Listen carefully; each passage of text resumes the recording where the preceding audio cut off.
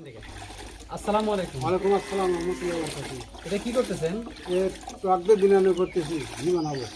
ঘি বানাবেন? এইভাবে ঘি বানানো যায়? এইভাবে ঘি বানালে ভালো হয়, ও আচ্ছা, আপনাদের এই ঘিটার স্বাদ কেমন? স্বাদ ভালো, দেশি গরুর দুধ, ঘি খুব ভালো। ও আচ্ছা, আপনাদের এই গ্রামের এই দুধ না? এই গ্রামের এই গ্রামের এই যে এই ক্ষেতের ঘাস খাওয়া দুধ, হ্যাঁ, গরুর গরু দুধের? ঘাস খায়, ও একবারে দেশি গরু না? দেশি গরু। যাক মাশাআল্লাহ। এটা আসলে স্বাদটা কিরকম হবে? স্বাদ খুব বেশি, স্বাদ খুব ভালো, এটার দামটা মনে হয় দাম বেশি দাম না? বেশি, কিন্তু কেন দাম বেশি কেন? এর দাম কারণ কি? ভালো, এই যে এরকম লম্বা একটা প্রসেসে বানানো হয় এর জন্য নাকি?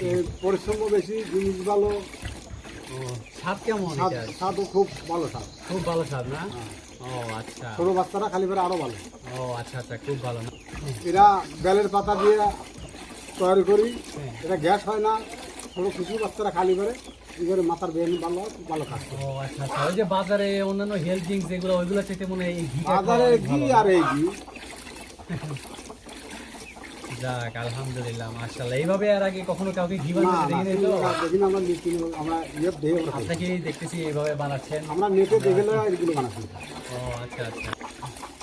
আর বাজারের ঘি তো ভালো না, বাজারের ঘি করে ডালডা মিশিয়ে, ও দাম মিশিয়ে দেয়। হুম।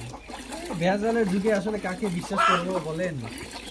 আমরা বাড়িতে তৈরি করতেছি, আমার কোনো ব্যাপার নেই। ও যাক আলহামদুলিল্লাহ। এটা নিতে হলে আমাদের ফেসবুক পেজ এবং হোয়াটসঅ্যাপে যোগাযোগ করতে হবে। আমাদের ইউটিউব চ্যানেল আছে, সেখানেও আপনারা যোগাযোগ করতে পারেন কমেন্ট করার মাধ্যমে। ধন্যবাদ সবাইকে।